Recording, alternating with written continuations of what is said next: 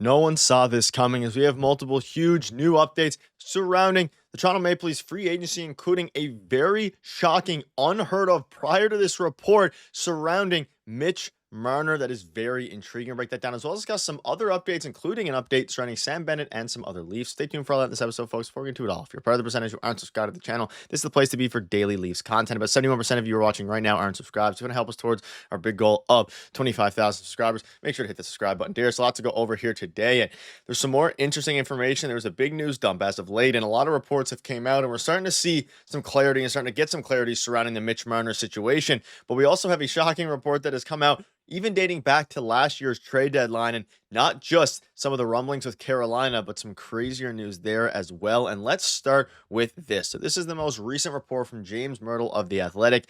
He says that some of the chatter on Anaheim is that they'll potentially be the high bidder for Mitch Marner with an unheard of advantage or average annual value north of $14 million. And I mean, there's a chance here that Mitch Marner becomes the league's highest player. So, Darius, we'll start with this. We have a bunch more to go over, but we all kind of feared this, at least for people who want Mitch Marner back. There's going to be some team out there who wants a star, who wants to sell jerseys, who wants to have, in theory, a superstar name at the very least, and a superstar player, depending on how you view him. $14 million is crazy. The Leafs aren't even going to touch that, which is why they're working on a sign and trade, which we'll get to in a minute here. But I think that Anaheim is a very possible suitor here, and James Myrtle agrees. 14 million bands here for Mitch Marner. Yeah, it's absolutely crazy. Some of the reports that we were getting today. And one other report is stating that Anaheim is, and this much is true through this tweet as well, and what James Myrtle is saying, that they're preparing a Draisaitl-esque contract for Mitch Marner. Now, if Mitch Marner is a 14 or $15 million player, then I do think that Leon Draisaitl, while he just signed a new contract extension, should be a $19 million player. And I think that salaries will at some point get there, but I feel like there's a big gap there between what those players bring to a lineup. Now, we did hear Anaheim was in the mix from the beginning. We did know that they were going to put an offer together because they believe that a couple of the young guys coming up through their system who are either already on the team or again coming up through their system, whether it's AHL or in junior, are going to make an impact, and they're probably going to be a playoff team soon. That's what they believe, I think, at least. Mitch Marner would certainly help accelerate that a little bit and get them to the playoffs a little bit sooner. But it's once you're in the playoffs that is the problem with Mitch Marner. But all of that to say that I do believe at this point,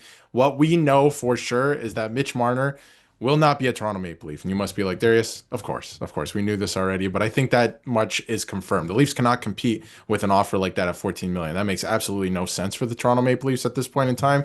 So I feel like they're going to move off of him. He's going to move to a different team. Now, how we get there, we still don't know. I still think that a sign and trade is in the mix here. I do believe that. I still think that they're contemplating that. I think Mitch Marner and his camp are probably thinking, do we want to go 4 or 5 years and maximize how much money I can make in my career? Or do we get the extra 8th year, that guaranteed money, do a sign and trade, go somewhere else? I don't think they want to help the Leafs organization, but I think the Leafs are still trying to, get something out of this because it's not really similar to the Chris Tanev situation last year, but similar in the way that, in a sign and trade, you get an extra year on the contract, which is not what happened in the Chris Tanev deal specifically, but you do get some type of asset back. It's not like of equal value or even close, of course, but I think that the Leafs could probably get like a third, maybe even a second, because obviously whoever's going to get Mitch Marner would guarantee that they're going to get him. So could get pretty interesting, but again, he's not going to return to be a Leaf. And the rumblings from Jonas Siegel and James Myrtle were a second-round pick as of this moment.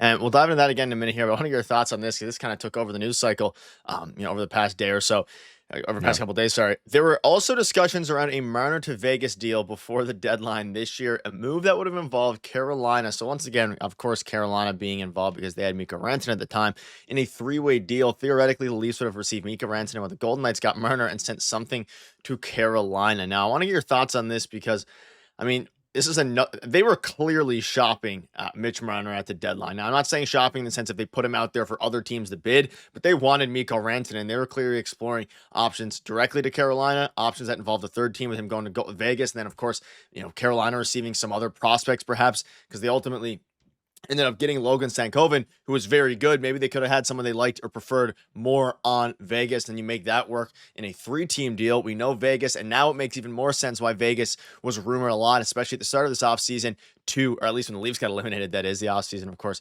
is still underway here. With Vegas, because of course they clearly now were dealing with a deal at the deadline, so the link was already there. This one's a little bit interesting to me, and it's unclear exactly how far those talks went or if Marner was asked to waive his no movement clause, but we know he was asked about it for a Carolina deal straight up. But it sounds like what killed the deal was Vegas and Carolina failing to find the right assets to include to get it done, not anything on the Toronto side, which is interesting because he declined a deal to Carolina, according to all reports. Maybe he would have accepted a deal to Vegas, although again, he still, just had his kid at that time, was new, obviously a new father, all these different things. Probably wanted to stay put. But Vegas would be reportedly, I think it's one of his locations that he would necessarily not hate going to. So how things could have changed. But once again, it just goes to show they were very willing to trade him. And it's a little bit unfortunate that, that they weren't able to get a deal done here. Because again, Mikko Rantanen on the Leafs would have been, I don't even want to think about it, actually.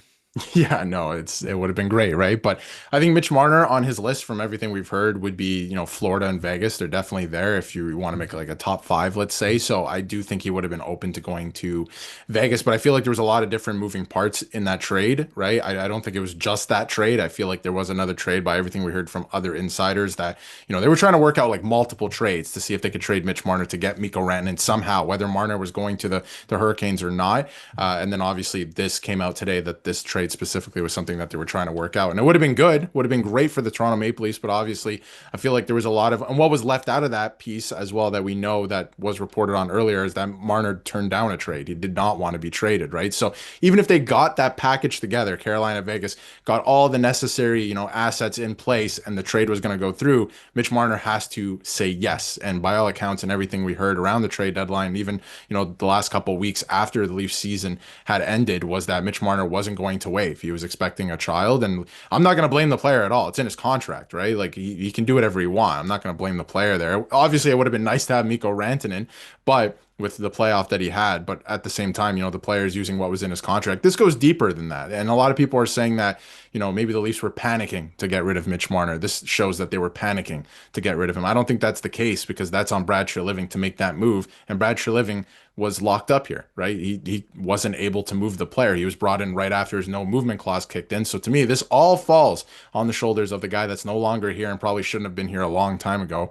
And that's Brendan Shanahan. The fact that this was allowed to get to this point is gross mismanagement from the top down. So here we are, and he is leaving Toronto, and the Leafs probably won't get anything for him. And I thought this trade it would have been interesting, that's for sure. It would have made the Leafs a lot better, that's for sure. But at least in terms of playoff success, maybe even regular season success as well. But yeah, it is what it is at this point. Yeah, a few other updates here.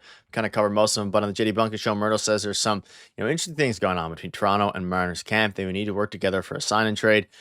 Most likely scenario is he goes to July 1st to see his offers. He doesn't want to give up that day. At most, Toronto would get a second round pick back. They're not going to get a first for Mitch Marner, which is crazy to see how far things have come. Even went as far as to say it's more likely that Marner signs with the Panthers than Bennett signs with the Leafs, which is, we kind of covered that in yesterday's video, so it's going to be interesting there. So yeah, a ton of things going on here. But let me know down below, most importantly, do you want Mitch Marner back? Do you think he's going to be back? And also, let us know what your thoughts are on these new reports. Thank you guys for watching. See you guys later.